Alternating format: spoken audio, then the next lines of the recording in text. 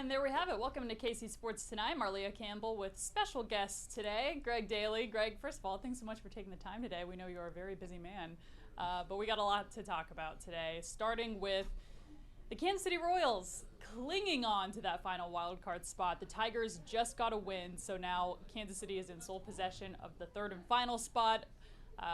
Detroit has number 2, Baltimore 4 games ahead with number 1. Greg, how you feeling here heading into? Marleah, Mother Nature doesn't even want the Royals to win a game right now. Oh, jeez. No, that's a good point. Game was supposed to start at 5:45. Got delayed to who knows when. Look, they're riding their longest losing streak of the season right now, tied for their longest with 7. How confident are you right now? Because ESPN has the Royals with a 68% chance. Do you feel good about the Royals getting it done this last week? Yeah, a little different than that 90% that we were seeing. Yeah, crazy. Yeah. Crazy how 1 week can change things. Yeah. But when you lose 7 games in a row, that'll happen. Yeah, I mean, right there's even after 7 games losing consecutive, they're still a win away from being back in the second wild card spot. Yeah. As long as they have this starting rotation, they're going to be in every game. So you have to feel pretty good about that, especially going against a subpar Washington Nationals team. They should take the series, but you can't really take anything for granted based on their recent performances. Yeah, it is poetically torturesome to be so close. 95.9% chance last week. According to Fangraphs, you go on and you lose 7 straight. Those 2 7-game losing streaks this season both happened in the month of September. Obviously, Vinny Pasquantino going down to injury was a big part of that. He got hurt at the beginning of that first 7-game losing streak. But here we go. Down to 6 games left in the regular season. You are at the Nationals. Then you're heading to Atlanta for a Braves team that has a big dog in the fight as well. What would you like to see out of this team starting tonight in DC? Yeah, just early runs. I mean, this team, ever since that Bobby Witt grand slam, against Detroit on what was the last Monday or so. Third inning. Yeah. They're playing out of a hole almost every game. So that's easy enough to say, but when you're playing from behind, it feels like players might be trying harder, and then you can get all out of focus. But just an early lead, and your starting pitching should be able to hand that off to the bullpen with the lead. They get Alec Marsh now to help out in the pen.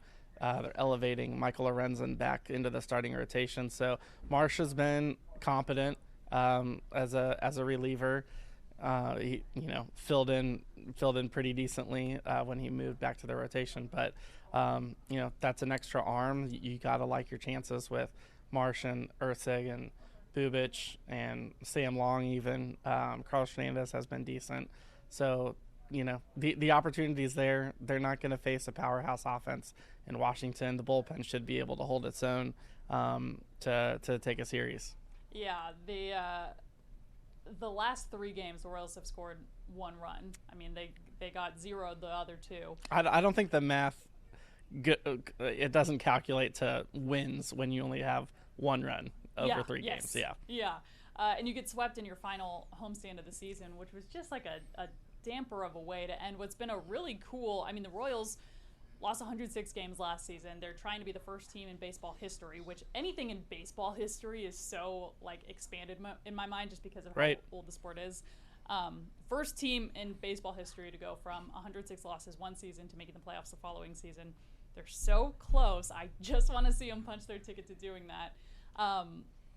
Let's expand a little bit. What would it mean, do you think, to this city, to this program, and to this fan base to get the job done over these next couple days here and solidify a wild card spot? Yeah, especially with now that football season's here and it's a Chiefs town again, right? So you'd really like to be able to have that momentum either going. You don't want to say really going into the off season because it's not over yet, but you're right. This was a team that there wasn't a lot of optimism after last season.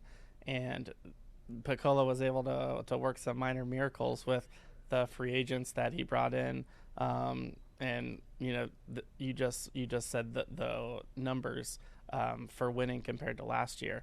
if you finish this season strong, you're able to build off of that into getting the next crop of free agents that might be looking to play for a winner. And why not Kansas City with one of the best young players in baseball? You return most of your roster. So yeah, definitely finishing strong. Crucial, obviously, for playoff purposes, but also for next year as well. And to your point, kudos to the front office for what they managed to do over the offseason and how quickly that spent money came to fruition in terms of getting checks in the win column. I don't even want to say, like, if the Royals don't make the playoffs, because 68% chance they do. The ball is in their court. They take care of business. They're not playing this game where you're checking your phone hoping, well, they kind of are, but if you get the wins you need to get, right now they're in the wild card spot. So they're not, like, hoping that X team loses. If they take care of business on their end, they control their own destiny. Right. If they didn't get the job done, that would just be the disappointment of all disappointments to come so close. I mean, what this team did over the course of the season so far is beyond anyone, I would say, realistic expectations for coming off 106 last season. But to be 96% odds of making the playoffs 2 weeks to go, you really want to see them deliver. Yeah. No question about it. And I think when we talk about the impact of this team making the playoffs, you think about, like, the pride that Kansas City has grown into with the Chiefs' success over the last couple seasons, what we saw from the Royals fan base in 2014 and 2015. Greg, I always tell the story. I grew up in Kansas City. I mean, I lived here all my life, but I went to college in Wyoming in 2014. Yeah. And so I remember watching the parade from my dorm room, like the kind of common area in the dorm rooms. It was me, a volleyball player who went to Olathe North, and a football player who was somewhere on the Missouri side, so kind of the three KC kids. Yeah. We're watching the parade, and I remember the announcer saying, and this was a Kansas City area broadcast, that there were more people in downtown Kansas City at that parade than there were in the state of Wyoming. And it felt like a slap to the face not being able to be there. But I'm right there with you. I was working at my first television station in Fort Smith, Arkansas, watching that and having some serious FOMO for not being there. Yeah. It was just cool to see what the city was able to, kind of rally around baseball. And we haven't had that in the last decade because there hasn't even been, like, a glimmer of hope. I mean, we haven't had a winning season since that 2015 season. So fingers crossed the Royals get it done, and it'll hopefully start tonight. Royals at Nationals. That game is supposed to get underway in 7 minutes. It will not now, so stick with us because that game got delayed. We'll be keeping you updated online and right here if we get an update on when the Royals' first pitch does get underway. Okay, moving on to here we go. Kansas City Chiefs. They did not hold a press conference today. Tuesday is kind of their off day in that regard, but we did have relatively big news, somewhat expected, out of the Chiefs camp. ESPN reporting the team has signed Kareem Hunt to their 53-man active roster. He was previously on the practice squad. Of course, we told you last week that the Chiefs picked him up from Cleveland, re-signed him since letting him go nearly 6 years ago after an off-the-field issue, kind of ended his tenure here, at least temporarily. Today, he's up to the 53-man roster. Running back Keontae Ingram waived in a corresponding move. Greg, just any initial thoughts on this? I don't want to speak for you, but I think a lot of us saw this coming.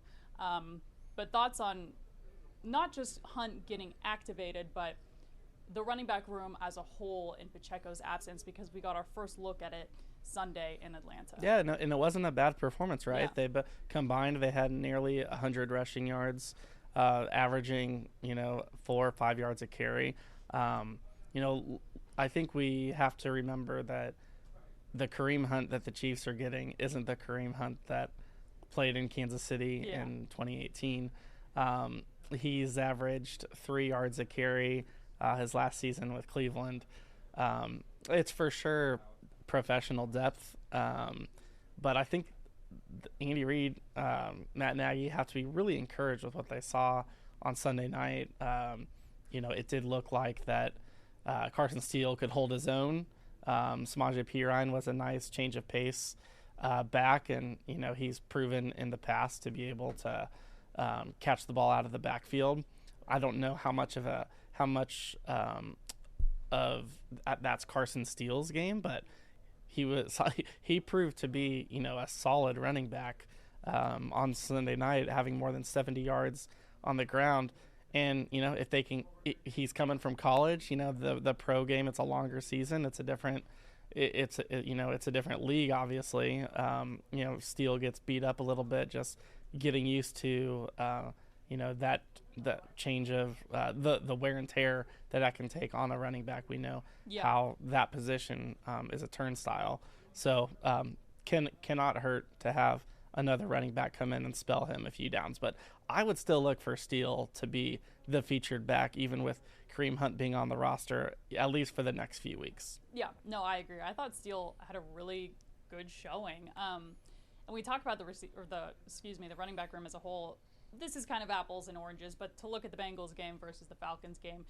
Bengals game, Chiefs carry the ball 32 times for 149 rushing yards. Falcons 33 for 128 rushing yards. A little bit less production, but for the most part, the running backs took care of the ball. They got big plays when they needed to happen. Carson Steele, 17 carries for 72 yards. No fumbles after a fumble against the Bengals game, so that's not, continuing to be a quote-unquote, character issue, playing issue. So I think you're happy with what you saw to Steele. Plus, it was fun. Personally, it was fun on the broadcast to see. Did you see the alligator? Okay. Crocky J. What a, yeah. Yeah, wearing hilarious. the Chiefs hat. I thought that was just, really cute for a reptile. And then, of course, the sub-storyline of Carson Steele's sister the wedding. Married. And, that was pretty funny. Yeah, so if anything, he provided a lot of entertainment value. But no, I think Matt Nagy summed it up best heading into the week, which was, we asked him, what do you think of Carson Steele taking on probably the bulk of the load this week? And he said, for the position that Carson Steele is in, he is as prepared as he can possibly be, which I just thought was really nice nuance, because you look at it and he's an undrafted free agent. He's a rookie. He's had, a couple months in this offense, and you're replacing a guy that is the Energizer bunny of this entire team.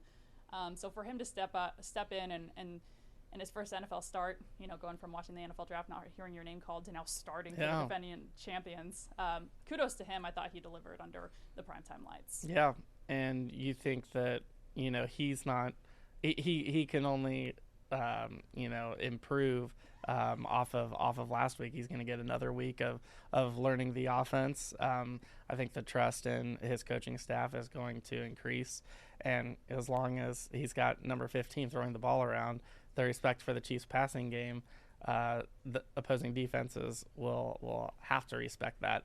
And so the running option for the Chiefs, and we know how good Creed Humphrey and Joe Tooney and Trey Smith are running behind that line.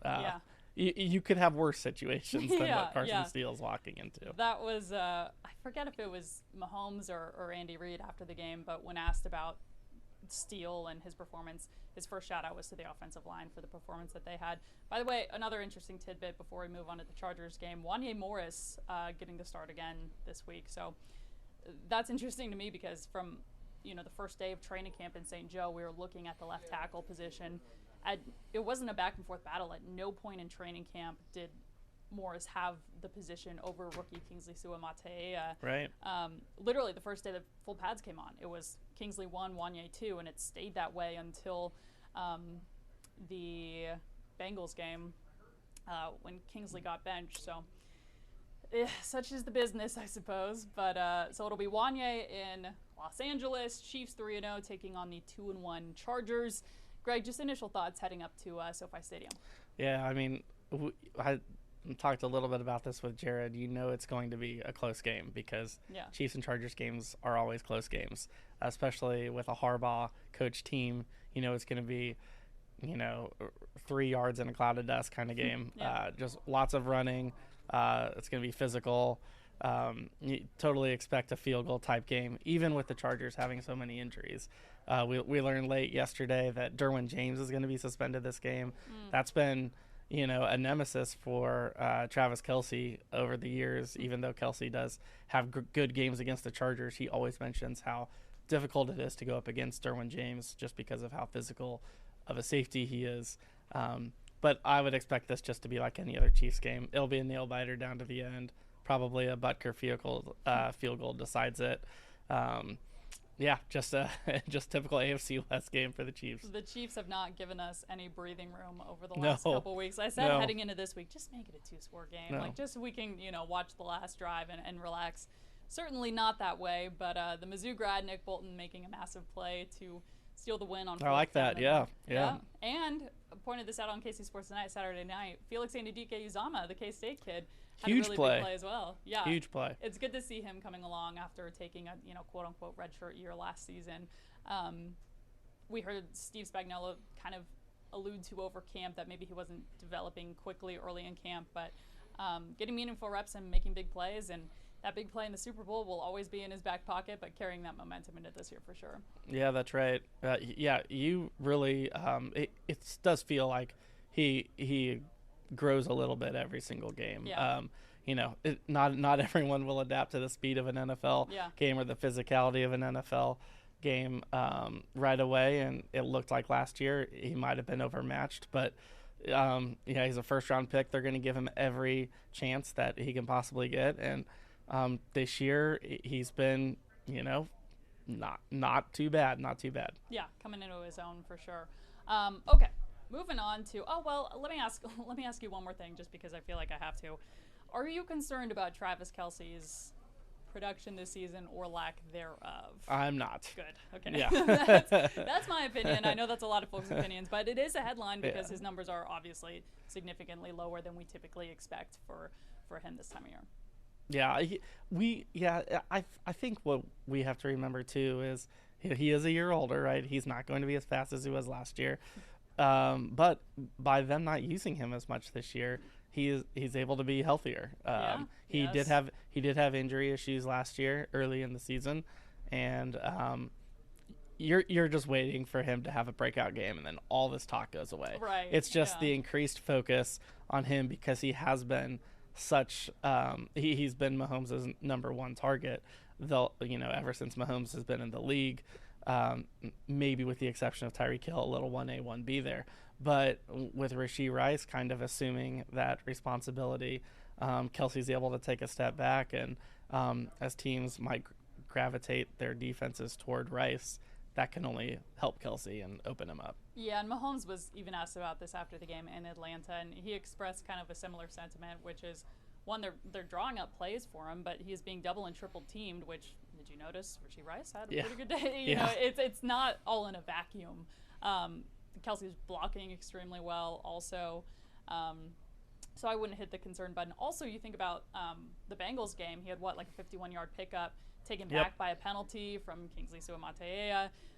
That Wanya Morris touchdown, Kelce was wide open in the back of the end zone. Right. So we could very easily be talking about, a very different stat line, a touchdown or two, and this discourse would come to its end. But and with the Chargers not having their stud safety playing Sunday, it might be a perfect storm for Kelce to just have a breakout game. Okay, well, if you're watching this version of us, that below tab doesn't really help us out very much, but Sporting Kansas City. They were unfortunately eliminated from playoff contention over the weekend. However, still some chance to bring home some hardware. They are playing in the U.S. Open Cup final tomorrow, also in Los Angeles, conveniently enough, against LAFC. Greg, this is a team that started winless through the first 10 games of the season in the last 2 years. Last year, they managed to make history and make the playoffs. This year, they, you can only not get lucky, but you can only start 0-10 and, rally back so often. Just kind of your thoughts maybe on this team season, and if you have any on the Open Cup final, and what that would mean to, not salvage the season, but to bring a piece of hardware back to Sporting. Yeah, I think it's disappointing, right? There was a lot of optimism going into this year with how they finished last season. And they're going to have some decisions to make. We saw them make a trade earlier. They sent off Caden Pierre overseas, and then they've got an aging roster, so the front office will